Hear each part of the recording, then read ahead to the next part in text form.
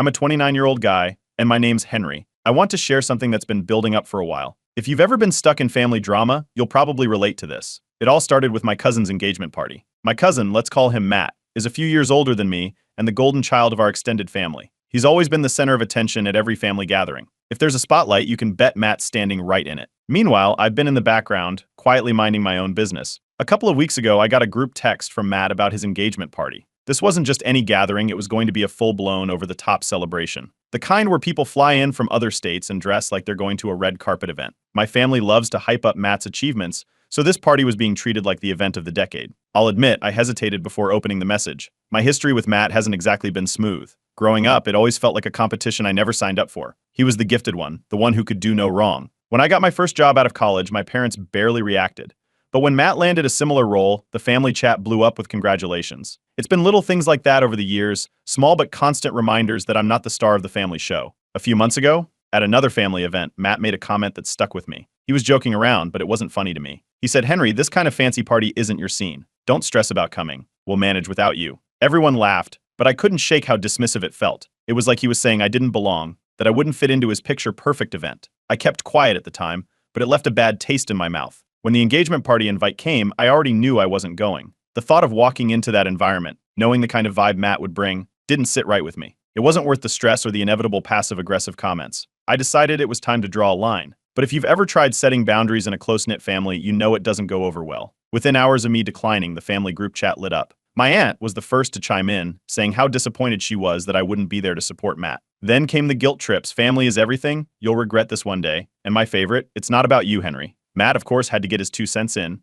He didn't address me directly, but started posting these cheesy, passive-aggressive memes about how real family shows up, and some people only care about themselves. It didn't take a genius to figure out who those were aimed at. My fiancé, Zach, has been my rock through all of this. He backed me up immediately, saying I was making the right call by skipping the party. Zach knows how draining my family can be, and he wasn't about to let me get sucked into their drama. Still, he warned me to brace myself for more fallout. He's been around long enough to know how these things usually go. Sure enough, my mom called me the next day. She wasn't angry, but her voice had that familiar edge of concern. She begged me to reconsider, saying it wasn't worth creating this much drama. "Just go for an hour," she said. "It'll keep the peace." I told her I wasn't changing my mind. She sighed, told me she understood, but I could tell she didn't. By the end of the week, the group chat had turned into a full-blown circus. I tried explaining my decision, keeping it short and respectful. That only made things worse. Someone, I think it was my other cousin, accused me of being petty and jealous of Matt. They threw in a few comments about how I've always been distant from the family. It was frustrating because I wasn't trying to start a fight. I just didn't want to go. My dad, who usually stays out of these things, called me privately. He wasn't taking sides but hinted that it might be easier to just show up and avoid all the noise. "Sometimes keeping the peace is worth it," he said.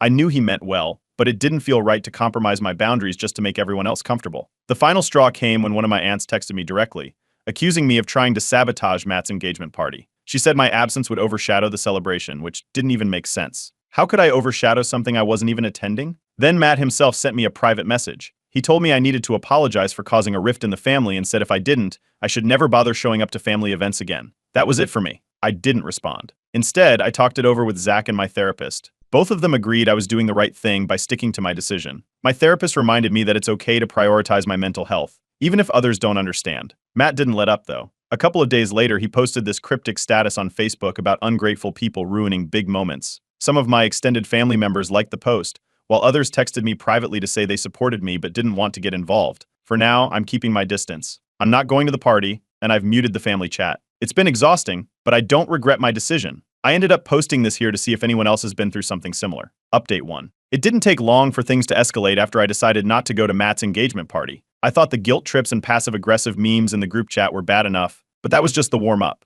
A couple of days after my last post, Matt dropped a long-winded rant in the family chat. It was one of those dramatic messages that started with, "I hate that I even have to say this," and ended with a passive-aggressive dig at certain people who clearly don't care about family. He didn't name names, but he tagged me right at the bottom, just in case anyone had doubts about who he meant. The family chat exploded after that. A few people chimed in with messages like "We love you, Matt," and ignored the negativity. Others were a little more direct, saying I was being selfish and making everything about me. At this point, I felt like I had no choice but to respond. I kept it short and civil. I wrote that I wished Matt and his fiancée the best and hoped their party would be everything they wanted, but I wasn't going to engage in this drama anymore. I muted the chat right after sending it, thinking that would be the end of it. Spoiler, it wasn't. That same evening, my younger sibling, let's call them Chris, called me out in the group chat. Chris and I have never been super close, but this still caught me off guard. They said I was being difficult and causing unnecessary drama by refusing to go to the party. I couldn't believe it. We've always kept things cordial, and now they were piling on like everyone else. Then came the private messages. My inbox blew up with DMs from relatives. Half of them were supportive, saying things like I get where you're coming from and Matt has always been over the top. The other half?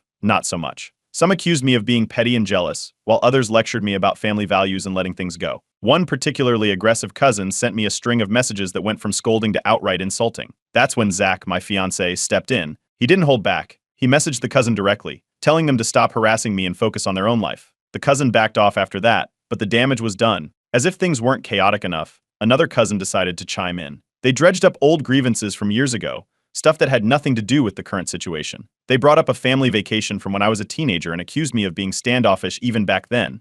It was like they'd been waiting for an excuse to unload every little issue they'd ever had with me. The next morning, I got a surprise visitor. One of my aunts showed up at my house unannounced. She came armed with homemade cookies and a heartfelt speech about how I should reconsider going to the party. She meant well, but it was overwhelming. I told her I wasn't changing my mind and she left looking disappointed. Later that day, I got a call from another cousin who's usually pretty neutral. They told me the family was split down the middle over whether I was in the right. Some thought I was justified in setting boundaries, while others were convinced I was being dramatic for no reason. Apparently, Matt had been telling everyone that my absence would ruin the party's energy. That same evening, Matt sent me a direct message. He didn't outright say I was uninvited to the wedding, but he heavily implied it. He wrote something like, "If you can't even show up for the engagement party, I don't see how you can be part of the wedding." I left the message on read. Just when I thought things couldn't get worse, I found out that one of my relatives had posted something vague but recognizable about me on Facebook. It was one of those passive-aggressive statuses about some people making everything about themselves. A coworker of mine saw the post and asked me about it at work. I was mortified. That was the moment I decided to start blocking people. I blocked the relative who made the Facebook post, along with a few others who'd been stirring the pot. I also unfollowed Matt on social media because I couldn't deal with the non-stop updates about his perfect life. A couple of days later, Matt sent another message. This time, he demanded I apologize publicly in the group chat for ruining the vibe of his engagement party. He framed it as if my decision not to attend was some massive betrayal. Not long after, my mom called me in tears. She begged me to apologize and said I needed to be the bigger person for the sake of the family. She kept repeating how hard this was for everyone and how much easier it would be if I just went along with things. I told her I wasn't going to apologize for setting boundaries and she hung up sounding upset. At this point, I turned to Reddit again. I needed some outside perspective because the whole situation was getting out of hand. I shared everything that had happened since my first post, from the public call out to the private messages and my mom's reaction. The responses were overwhelming. Most people told me to stick to my decision and not let my family guilt me into doing something that would make me miserable. For now, I'm holding my ground. I've muted the group chat again, and Zach has been a lifesaver, reminding me that it's okay to prioritize my peace. I know this isn't over, but I'm taking it one step at a time. Update 2. I should have seen it coming, but somehow I still felt blindsided when my parents called to tell me they were organizing a family meeting. The goal? To resolve the tension surrounding Matt's engagement party. My mom's tone made it clear this wasn't optional. Zach, my fiancé, didn't even hesitate when I told him about it. He said he was coming with me. I knew bringing him along would ruffle feathers, but at this point, I wasn't walking into that lion's den alone. We showed up at my parents' house on Saturday afternoon. The moment we walked in, I could feel the tension. Most of the family was already there, seated in the living room, with Matt holding court in the center. As soon as Zach and I walked in, there were a few exchanged glances and, of course, the inevitable eye rolls. Matt's fiancé wasn't there, which was a relief. It seemed like this was strictly a family-only ambush. Things kicked off with my mom giving a speech about how this situation had gotten out of hand and how we all needed to talk it out like adults. Before I could say a word, Matt jumped in. He went straight for the jugular, accusing me of always being distant and unsupported. He brought up every single time I hadn't attended a family gathering in the past 5 years, conveniently leaving out the fact that half of those were due to work or prior commitments. When I tried to explain my reasoning for skipping the engagement party, Matt interrupted me almost immediately. He waved his hand like what I was saying didn't even matter and launched into another tirade about how family events are sacred and how I was ruining his moment. A few relatives nodded along like this was the gospel truth. Then, out of nowhere, one of my uncles piped up and said he thought I was just jealous of Matt's success. That comment flipped a switch in me. I laid it all out. The years of favoritism, the constant comparisons, the passive-aggressive comments from Matt and others. I wasn't yelling, but I made sure my voice was steady and clear. I pointed out specific instances, like the time Matt got a standing ovation for getting a job while my similar achievement was barely acknowledged. The response was exactly what I expected, denial and dismissal. Some of the family acted like they had no idea what I was talking about, while others brushed it off as me being too sensitive. Matt, predictably, doubled down. He accused me of overreacting and said I was making everything about myself. Just when I thought the entire room was against me, one of my aunts spoke up. She's always been more of a quiet observer, so hearing her voice surprised everyone. She said it wasn't fair how the family treated me, and that I had valid points. She even backed me up on the favoritism, saying it was obvious to anyone paying attention. The room went silent for a moment, and Matt's face turned bright red, That silence didn't last long. Matt suddenly stood up, pointing at me and yelling about how I was tearing the family apart and ruining everything. He stormed out of the room, slamming the door behind him. A couple of relatives followed him, probably to comfort him or keep him from breaking something. The rest of the meeting was awkward. My mom tried to smooth things over, saying we should all move past this, but it was clear whose side most of the family was on. We left the house with an uneasy truce. No one would talk about the engagement party or my absence again, but the tension was thicker than ever. The engagement party happened a week later. I didn't attend, obviously, but the aftermath made sure I couldn't escape it. Apparently, one of Matt's uncles got a little too drunk and started loudly complaining about my absence. Someone sent me a text about it, saying it was embarrassing for Matt, which honestly just sounded like karma to me. Then came the group chat resurgence. A day after the party, someone posted a photo dump from the event, complete with captions like a perfect night with all the people who matter. Subtle. Another relative posted a blurry photo of Matt and his fiancée with a caption about fake family missing out on real love. I didn't respond, and I muted the chat again. What I wasn't expecting was the anonymous support. Over the next few days, I got a handful of private messages from relatives I didn't even know very well. They told me they understood why I was upset and that they agreed the family treated me unfairly, but they were too scared to speak up. One of them even said Matt's ego was getting out of control. It was nice to know I wasn't completely alone in this. By the end of the week, I was still feeling drained, so I turned to Reddit again. I updated everyone on the family meeting, Matt's meltdown, and the group chat drama. I wanted to know if I had handled it the right way, or if there was something I could have done differently. The responses were overwhelmingly supportive. People reminded me that standing up for myself wasn't wrong, even if it made others uncomfortable. For now, I'm sticking to my decision. Matt's party is over, and the dust is starting to settle, but I have a feeling this isn't the last I'll hear about it. Update 3. If you thought things had peaked after the engagement party, buckle up. It turns out that was just the warm-up. This week, the situation hit a whole new level of chaos. It started with a message from Matt. For once, it wasn't in the family group chat but sent directly to me. He said it was in the best interest of everyone involved that I don't attend his wedding. He didn't outright call it an uninvited, but let's be real. That's exactly what it was. The message was phrased as if he were doing me a favor, sparing me the awkwardness of being around true family. I screenshot it and forwarded it to Zach. His response was short, good riddance. Of course, my mom found out almost immediately. I don't know if Matt told her or if someone else spilled the beans, but the next day she called me in tears. She said this whole situation was tearing the family apart and that I needed to fix it. She kept going on about how Matt was only reacting this way because he felt hurt and how I should be the one to extend an olive branch. I didn't say much during the call. It was clear she wasn't interested in hearing my side. My dad, on the other hand, had a completely different take. He called me later that evening, his voice calm but firm. He told me to use this time to focus on my own happiness and not let the family's drama consume me. You've done what you can, he said. Now it's their problem. But the real twist came from an unexpected source. A distant relative, someone I barely talked to, reached out to me privately. They told me they had some information about Matt that might explain why he'd been acting the way he had. At first, I thought it was just more gossip. But then they dropped the bombshell. Matt and his fiancée were dealing with serious financial struggles. According to this relative, the over-the-top engagement party wasn't fully paid for. It was funded by loans and credit cards. Apparently, they'd hoped to get some help from family to cover wedding expenses, and Matt had been banking on me pitching in as a way to make amends. If that wasn't enough, this relative had receipts. They sent me screenshots of messages between Matt and another family member. In the messages, Matt complained about how I wasn't good for anything and accused me of deliberately sabotaging the engagement because I refused to contribute financially. Seeing those words in black and white was a gut punch, but it also made everything click. This wasn't just about me skipping the party, it was about money and control. I wasn't going to let this slide. I took the screenshots straight to the family group chat. I uploaded them without context, letting the receipts speak for themselves. The chat went silent for a good 5 minutes before the first message popped up. It was from one of my aunts asking if this was real. That opened the floodgates. People started pinging Matt, asking him to explain. Matt eventually responded, claiming the screenshots were taken out of context and accusing me of hacking into his private messages. It was such a ridiculous deflection that even some of his usual supporters called him out. Still, a few loyalists took his side, saying I'd gone too far by bringing private conversations into the group chat. At this point, the family was more divided than ever. Some relatives were furious with Matt, saying his behavior was unacceptable. Others thought I had escalated things unnecessarily. Meanwhile, Zach suggested it was time to start putting real distance between us and my family. They've shown you who they are, he said. You don't have to keep proving your worth to them. As if on cue, Matt went into full damage control mode on social media. He posted a series of vague updates about fake family and haters who can't stand seeing others happy. A few of his friends and family members chimed in with supportive comments, but most of the reactions were lukewarm. It was clear his audience was getting tired of the drama. Then, something unexpected happened. Chris, my sibling who had sided with Matt earlier, reached out to me privately. They admitted they'd been wrong to pile on and said they regretted getting involved. It wasn't a full apology, but it felt like the start of mending that bridge. I brought all of this up in my next therapy session, and my therapist didn't mince words. They applauded me for standing my ground and reminded me that I couldn't control how others reacted to my boundaries. Hearing that validation helped more than I expected.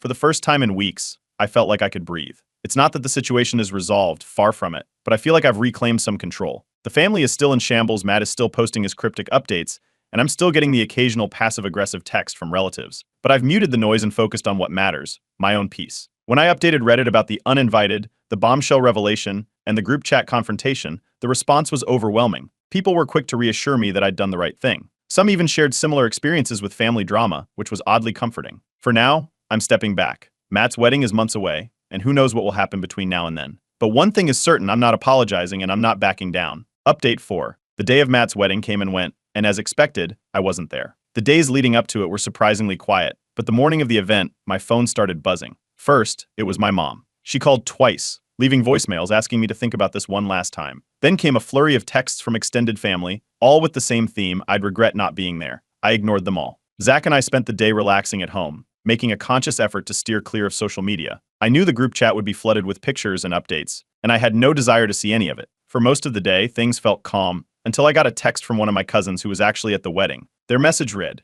"This wedding is a mess. You dodged a bullet." I didn't press for details, but about an hour later they sent another text. Apparently Matt and his fiancée were arguing with some family members during the reception. One of my uncles had a little too much to drink and started loudly complaining about the cost of the engagement party and how the family had been expected to help fund the wedding. According to my cousin, the vibe was tense and awkward, with some guests quietly leaving early. That wasn't even the most shocking part. Later that evening, another cousin reached out and told me that the same drunk uncle had accidentally spilled the beans about Matt's financial troubles. He was overheard saying something like, "All this and they're broke?" Apparently, the news spread quickly among the guests, and by the end of the night, it was the main topic of conversation. Not long after the wedding, Matt made another grand exit from the family group chat. This time, it wasn't subtle. He posted a long message saying he was cutting ties with me forever and didn't want anything to do with toxic people who ruin family unity. Then, in true Matt fashion, he followed it up with a dramatic exit from the chat. A few relatives sent supportive messages, but most people stayed quiet. What surprised me most was what happened next. Chris, my sibling who had sided with Matt in the beginning, spoke up in the chat.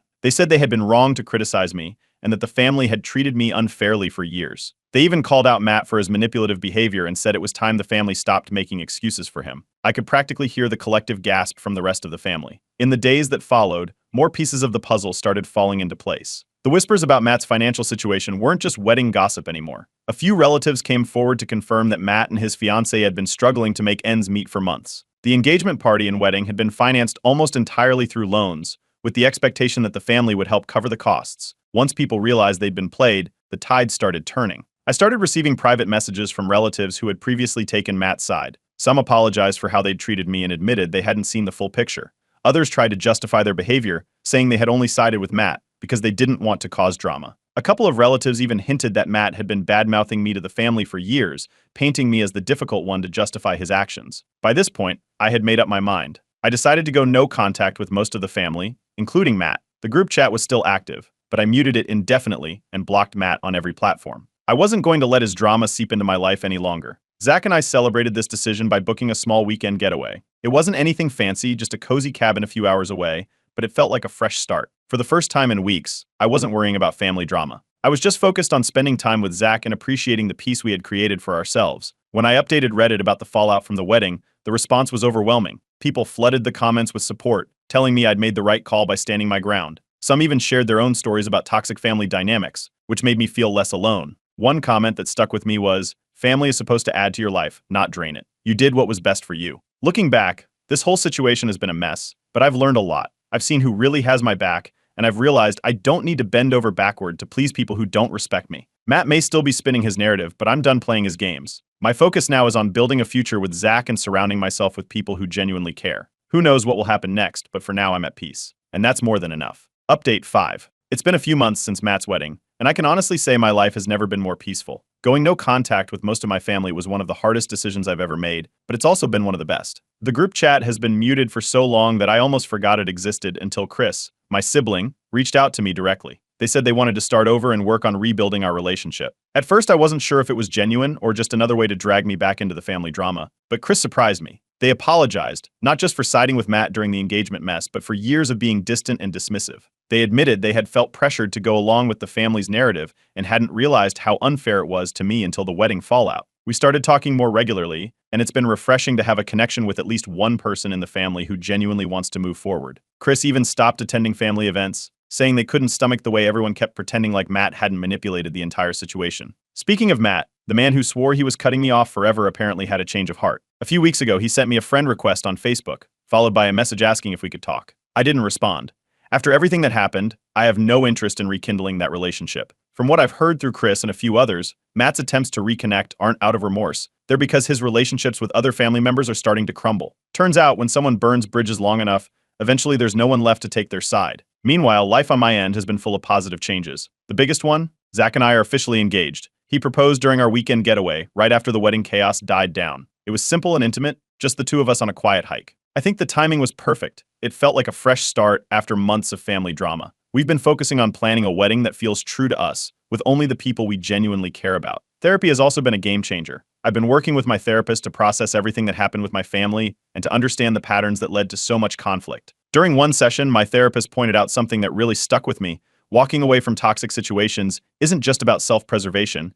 It's also about breaking the cycle so it doesn't carry over into other areas of your life. That's been my focus lately, creating healthy boundaries and building relationships that are supportive, not draining. The holidays rolled around not long after Zach proposed, and for the first time, I didn't feel obligated to join the usual family gatherings. Instead, Zach and I started our own tradition, a cozy dinner with a few close friends and some family members we actually enjoy spending time with. Chris even came, which was a nice surprise. It was low-key and drama-free, exactly what I needed. Of course, the extended family drama didn't just disappear. I've heard through the grapevine that Matt is still alienating people with his antics. After the wedding, some family members started questioning his behavior more openly, especially after the financial struggles became public knowledge. Apparently, a few of his closest supporters are now keeping their distance. I'm not sure how he's handling it, and to be honest, I don't really care. I've spent enough energy on Matt for a lifetime. When I shared all of this in my final Reddit update, the response was overwhelming. The post went viral, with thousands of people commenting about how they could relate to my experience or how inspired they were by my decision to prioritize my peace. Some shared their own stories about going no contact with toxic family members,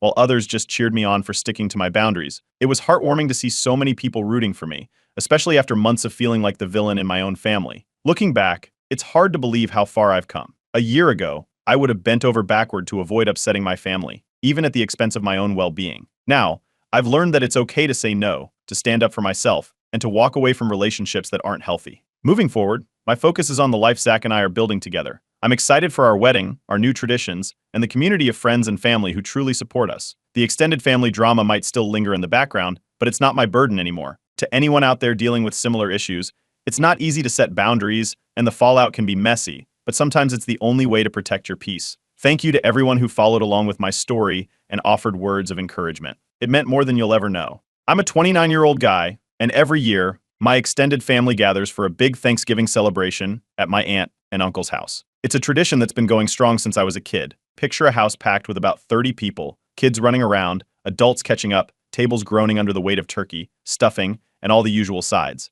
It's loud, chaotic, and honestly, one of the few times I get to see most of my relatives in one place. At least that's how it used to be. This year, it's a whole different story. Things started getting tense about a year ago when my cousin Megan, she's 27, and I ended up on opposite sides of a family inheritance dispute. Without diving into the nitty-gritty, there was some drama about my grandparents' will. Megan and her mom, my aunt, weren't happy with how things played out. Ever since then, Megan has been acting like I personally robbed her. It's been awkward, but I didn't think it was going to blow up the way it has. The latest issue started a few months back. Out of the blue, Megan called me, saying she needed help covering her credit card debt. We're not super close, so it was surprising, to say the least. She framed it as a family helps family thing, but the amount she was asking for wasn't pocket change, it was a lot. I told her no. I've got my own bills, savings goals, and life to worry about. I wasn't rude about it, just honest. Apparently that didn't matter. Megan lost it, called me selfish, and hung up. What I didn't realize at the time was how far she'd take it. Over the next few weeks, I started hearing from other family members that Megan had been talking about me behind my back. According to her, I'm greedy, ungrateful, and don't care about family. She spun this whole narrative where I'm the bad guy,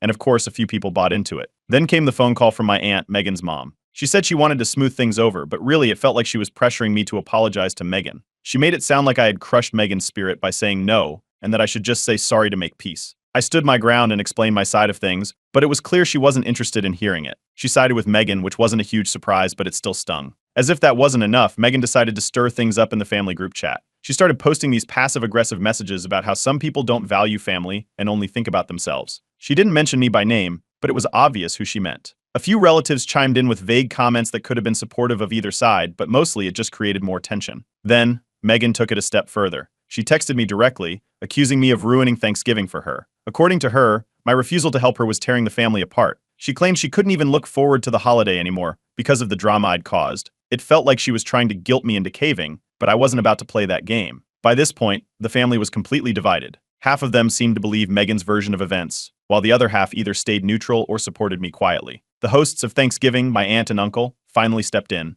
They called me and said that unless I apologized to Megan, they didn't want me at Thanksgiving this year. Their reasoning? They didn't want negative energy ruining the gathering. My parents were furious when they found out. They've always been in my corner, but they were also torn. On one hand, they wanted to support me. On the other hand, they didn't want to lose their connection to the rest of the family over this mess. It was a tough spot for them, and I didn't want to make it harder. The final straw came a week before Thanksgiving. I was at the grocery store picking up a few things when I ran into Megan. She didn't waste any time making a scene. Right there in the middle of the store, she started going off about how I was the reason Thanksgiving was ruined. People were staring, and I just wanted to disappear. I tried to keep my cool and walked away, but it left a bad taste in my mouth. That's when I decided I wasn't going to Thanksgiving this year. Why show up somewhere I wasn't welcome? It sucked, but I couldn't see any other option. The whole situation felt ridiculous. One argument over money spiraled into this massive family feud. Now, instead of looking forward to the holiday, I'm dreading the fallout. I know there's going to be more drama, more group chat nonsense, and more people taking sides. But at this point, I'm done trying to fix it. If skipping Thanksgiving is what it takes to keep my sanity, so be it. Update 1. The day after Thanksgiving, my mom called to give me the full rundown. I wasn't planning on asking, figured it was better to stay out of it, but she didn't waste time diving into the details. Apparently, things didn't exactly go as planned without me there. It started with Megan giving a big, dramatic speech at dinner. She went on about how family is supposed to stick together, throwing in a few digs about how some people don't understand the meaning of loyalty. She got emotional, talking about how hurt she was by all the tension in the family and how hard it had been for her to come to Thanksgiving knowing certain people didn't care about her feelings. She didn't mention me by name, but it was obvious who she was talking about. My uncle, who doesn't usually get involved in family drama, decided he'd had enough. He called Megan out right there at the table, saying it wasn't fair for her to paint herself as the victim when she'd been stirring up trouble for months. He mentioned the group chat messages and how she'd been bad-mouthing me to everyone. According to my mom, things got heated fast. Megan started defending herself, saying she was only telling the truth and that I'd been the one to cause the problems by refusing to help her. At that point, another cousin, one who's always been close to Megan, jumped in to back her up. He said I should have just lent her the money if it meant keeping the peace in the family. This turned into a back-and-forth argument, with different family members taking sides. Some people supported Megan, saying families should help each other no matter what, while others agreed with my uncle that Megan was being manipulative. My dad, who had been quietly watching the chaos unfold, finally spoke up. He told the whole table that it was wrong to exclude me from Thanksgiving in the first place. He pointed out that the whole situation had gotten out of hand and that the family gathering had turned toxic. That didn't go over well with Megan, who started yelling about how she'd been excluded emotionally long before I was excluded physically. She accused my dad of enabling me and called the whole thing unfair. That's when Megan lost it. She stormed out of the dining room, slamming the door behind her. The rest of the dinner was awkward, with people trying to either calm things down or avoid saying anything that might reignite the argument. My mom said that some people tried to act like nothing had happened, but the atmosphere was completely ruined. The next day, the family group chat exploded. People who hadn't said much at dinner were now chiming in with their opinions. There were long messages, snarky comments, and passive-aggressive gifs. Some relatives were clearly siding with Megan, blaming me for the rift in the family, while others defended me and said Megan needed to grow up. The whole thing spiraled into a full-on text war. Then my aunt called me again. This time, she wasn't calm and collected like before. She was crying, saying Thanksgiving had been a disaster and that it was all my fault for not coming and making things right with Megan beforehand. She said the family was falling apart because of my stubbornness. I told her I wasn't going to apologize for something that wasn't my fault, and that was the end of the call. Later that evening, my mom got into it with my aunt too. My mom stood up for me, saying it wasn't fair to put all the blame on me when Megan had been causing drama for months. This led to a pretty big argument between them, and now they're not on speaking terms. My mom said she's done trying to keep the peace when people like my aunt are so determined to ignore the real problem. Amid all this chaos, a few of my cousins reached out to me privately. They apologized for how things had gone down and said they didn't agree with how Megan and others had treated me. They told me not to take it personally, but it's hard not to when half the family is acting like I'm the villain. And of course, Megan couldn't resist taking it to social media. She posted a cryptic status about how jealousy ruins relationships and how she'd always known who her real family was. It didn't take a genius to figure out who she was talking about. A few relatives liked the post, which was honestly more annoying than surprising. To top it all off, another family member dug up an old argument with Megan, accusing her of being entitled and manipulative for years. Apparently, this person had lent her money in the past and never got paid back. That added more fuel to the fire, with even more relatives jumping into the fray. I'll admit, hearing about all this made me feel a little vindicated. It's clear now that I'm not the only one who's had issues with Megan, but at the same time, it's sad to see how divided the family has become. A few relatives are trying to play peacemaker, suggesting we have some kind of family meeting to talk things out. I'm not sure if that's a good idea or just another opportunity for things to go sideways. For now, I'm staying out of it. I've got no interest in jumping back into the drama, especially when it's clear some people aren't ready to take responsibility for their actions. Update 2. Not long after the Thanksgiving drama, Megan announced her engagement. She made sure to let everyone know it was going to be a small, intimate wedding and dropped the bomb that neither my parents nor I would be on the guest list. She didn't offer any explanation, but it wasn't hard to figure out why. The news spread fast. Family members started whispering about it almost immediately. Some thought it was petty, especially since my parents had always been nothing but polite to her. Others brushed it off, saying it was her wedding and her choice. Still, a few of my cousins came to me privately, saying they thought it was a low blow. The whispers weren't enough for Megan, though. She decided to take things up a notch. She called my parents directly, accusing them of enabling my bad behavior and calling them toxic. She blamed them for the family division, saying they were the reason she felt uncomfortable inviting me to her wedding. My dad cut the conversation short, but the damage was done. Then, out of nowhere, I got a private message on social media from Megan's fiancé. He introduced himself, said he'd heard about everything, and warned me to be careful about the things I was saying about Megan. He claimed they were considering legal action for defamation if I didn't stop spreading lies. I didn't respond. Honestly, I had no idea what he was even talking about. Ignoring him only seemed to fuel the fire because he messaged again, doubling down on the threats. Meanwhile, my Aunt Megan's mom tried to mediate, if you can call it that. She reached out, asking me to just apologize to Megan so everyone could move on. She framed it as the easiest way to fix things, but it felt more like she was trying to protect Megan from any further fallout. I refused. My mom, on the other hand, had her own suggestion: cut Megan off completely.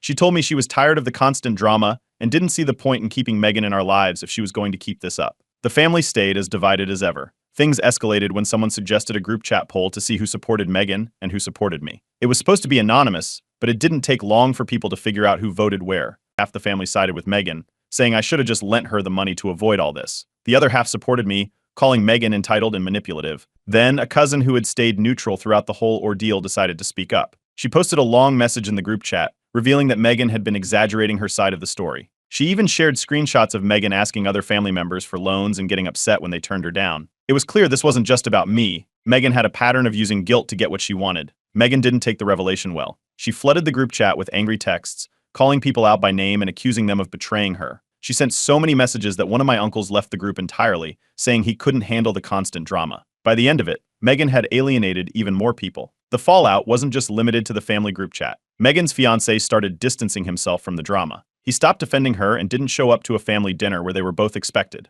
This led to speculation that their relationship might be on the rocks. Some relatives started wondering aloud if the wedding would even happen. In the midst of all this, a few family members proposed a meeting to address the feud. They thought it would be a good way to clear the air and maybe start mending relationships. Megan refused to attend, saying she didn't feel safe being around people who didn't support her. Without her there, the meeting never happened. Of course, Megan didn't stop there. She kept up her usual routine of cryptic social media posts, talking about being betrayed by family and how she only wanted peace but kept getting attacked. A few relatives liked her posts, but most ignored them.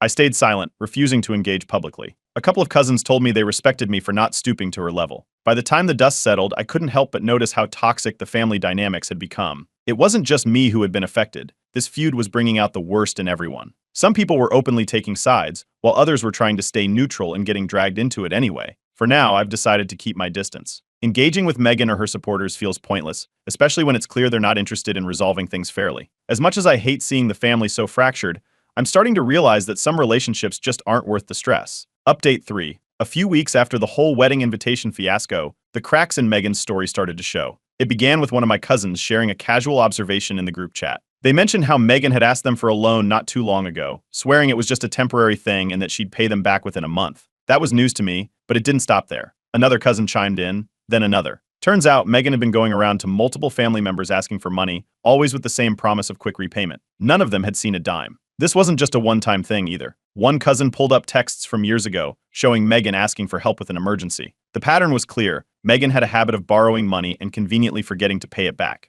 Her word spread quickly, and more relatives started sharing their stories. Suddenly, Megan's financial struggles didn't seem so dire. Instead, it looked like she had been using the family as her personal ATM. The more people spoke up, the harder it became for Megan's supporters to defend her. Even my aunt, who had been her biggest advocate, started to look embarrassed. At a family dinner one I wasn't invited to, several relatives confronted her about enabling Megan's behavior. Someone flat out asked if she knew Megan had been lying about her financial situation. My aunt didn't have much to say in response. According to one cousin, she looked humiliated. It wasn't long before people started distancing themselves from Megan. A few of her closer allies in the family stopped defending her, and some even reached out to me privately to apologize for taking her side earlier. The shift was slow at first, but by the end of the week, it felt like most of the family was starting to see Megan in a new light. Then, something unexpected happened. A distant cousin, someone who rarely gets involved in family drama, spoke up. They told the group chat that they'd always seen Megan as manipulative, but didn't want to rock the boat by saying anything before. They pointed out how often Megan played the victim and how it seemed like she thrived on creating chaos. Their comments added a fresh perspective, and for the first time I felt like the tide was really turning. Things took an even stranger turn when Megan's fiancé broke his silence. He confided in one of my relatives that he was reconsidering the wedding. Apparently, all the drama had made him rethink their relationship. He admitted he hadn't realized just how much Megan relied on emotional manipulation to get her way. The news spread like wildfire, and soon rumors were swirling that the wedding might not even happen. With the focus shifting away from me, some family members started bonding over their shared frustration with Megan. Relatives who hadn't spoken much before were now exchanging stories and laughing about how ridiculous things had gotten. It was weirdly comforting to see something good come out of such a messy situation. In the middle of all this, my aunt surprised me by reaching out. She apologized, not just for siding with Megan, but for pressuring me to apologize back when this all started. She admitted she had ignored a lot of red flags over the years because she didn't want to believe Megan could be in the wrong. It was a bittersweet moment. While it felt good to hear her acknowledge her mistakes, it also made me realize just how much damage had been done. Then came the big news. Rumors started spreading that Megan and her fiancé had postponed the wedding indefinitely. No official reason was given, but it wasn't hard to connect the dots. Between the family drama and her fiancé's second thoughts, it seemed like the pressure had finally caught up with her. Megan didn't take the fallout well. She started lashing out,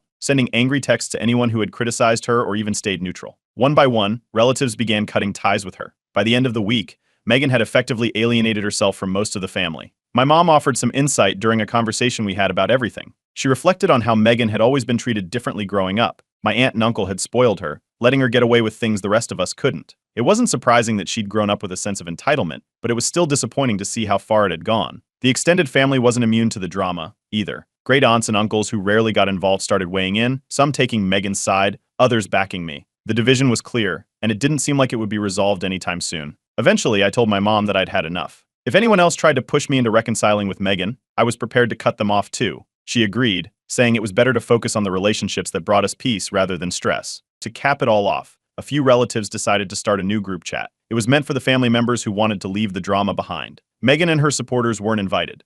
For the first time in months, the conversations felt light and fun again. Looking back, it's hard not to feel a mix of relief and sadness. The family is more fractured than ever, but at least the truth about Megan is finally out. Maybe this was the only way to move forward. Update 4. It's been a year since the Thanksgiving drama blew up, and the family still hasn't fully recovered. The division runs deep, with some relatives barely speaking to each other. Thanksgiving came around again, and while it wasn't as chaotic as last year, the wounds were still fresh for many of us. Megan, for her part, has gone completely silent on social media. Her usual cryptic posts and self-pitying statuses are nowhere to be found. Rumors are swirling that she moved out of state. A cousin mentioned she might be staying with a friend while trying to figure things out, but nobody knows for sure. The wedding, unsurprisingly, didn't happen. Megan and her fiancé or ex-fiancé, depending on who you ask, have parted ways, and most of the family sees it as an inevitable outcome. In the lead up to Thanksgiving, there were whispers about inviting Megan back to the holiday gatherings. Some relatives thought it was time to let bygones be bygones, but that idea didn't go over well with everyone. A group chat argument broke out after someone suggested it, with some family members saying it was too soon and others claiming we'd never heal if we didn't try. My parents shut it down quickly, saying they were hosting this year and wanted a peaceful, drama-free event.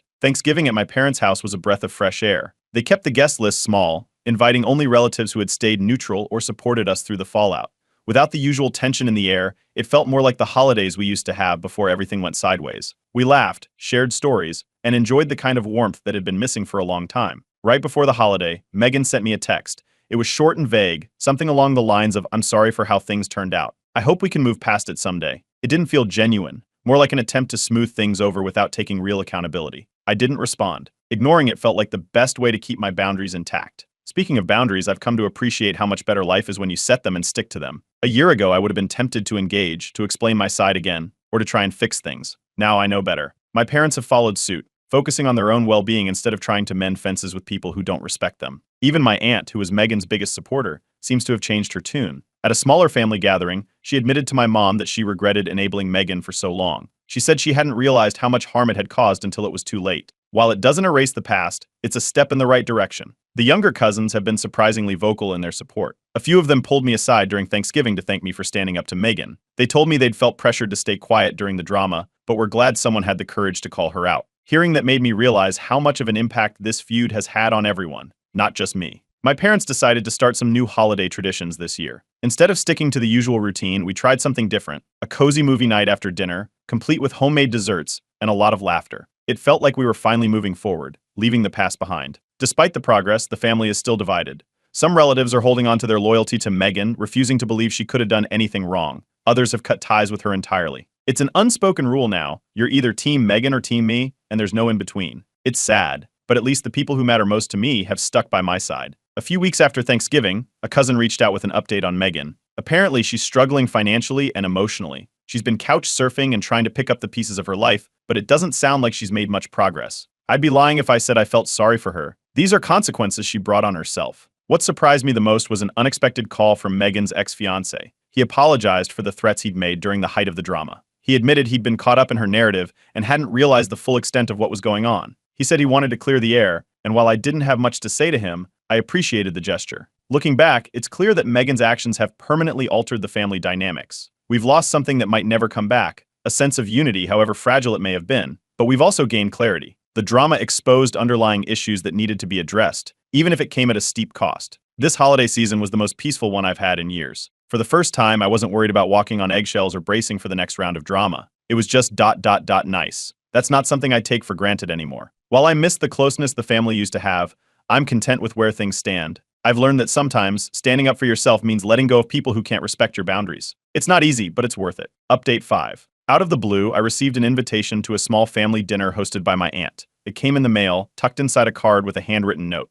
She wrote about how the past year had been hard on everyone and how she wanted to start fresh. She admitted she'd made mistakes and asked for one more chance to fix things. It was unexpected, to say the least. I wasn't sure what to do. I showed the invitation to my parents and a few close relatives who had been in my corner throughout the drama. My mom thought it might be worth going, as long as I kept my expectations low. She warned me to avoid engaging with Megan if she happened to show up. After some back and forth, I decided to give it a shot, but only after confirming with my aunt that Megan wouldn't be there. My aunt assured me that Megan wouldn't be attending. She said Megan wasn't ready to face the family yet and promised this dinner would focus on healing, not more drama. Reluctantly, I agreed to go. The dinner itself was surprisingly calm. Several relatives who had sided with Megan in the past approached me to apologize. They admitted they had been misled by her version of events and regretted taking her side without hearing mine. One cousin even confessed they'd felt pressured to support Megan because of her emotional outbursts, but realized now how manipulative she had been. During the dinner, my aunt pulled me aside. Tearfully, she admitted she was partially to blame for how things had turned out. She said she and her husband had always indulged Megan, giving her whatever she wanted and shielding her from the consequences of her actions. She told me she now saw how that had contributed to Megan's sense of entitlement and inability to handle rejection. It wasn't easy to hear, but it felt like an honest moment. As we returned to the table, a distant cousin who had stayed neutral throughout the feud shared some new details about Megan's struggles. Apparently, Megan had lost her job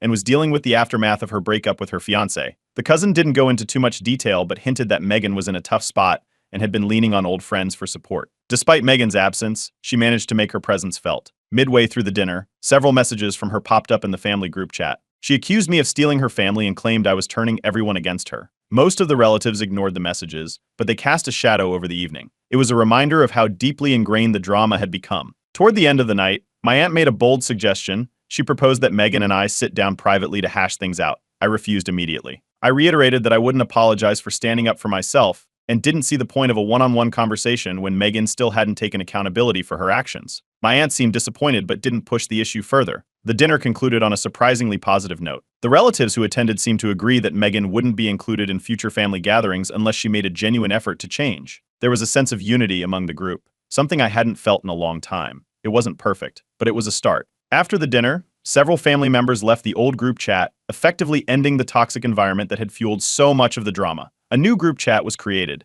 and this time, only the relatives who wanted to move forward without the chaos were included. It felt like a fresh start, even if it was bittersweet. A few days later, Megan sent me a long email. It was filled with accusations, blaming me for her failed relationships, financial struggles, and even her estrangement from the family. She framed herself as the victim, twisting the narrative to make it seem like I was the cause of all her problems. I didn't respond. Instead, I blocked her on every platform and encouraged my parents to do the same. There was no point in keeping the door open to more manipulation. The following Thanksgiving was a world away from the chaos of the past 2 years.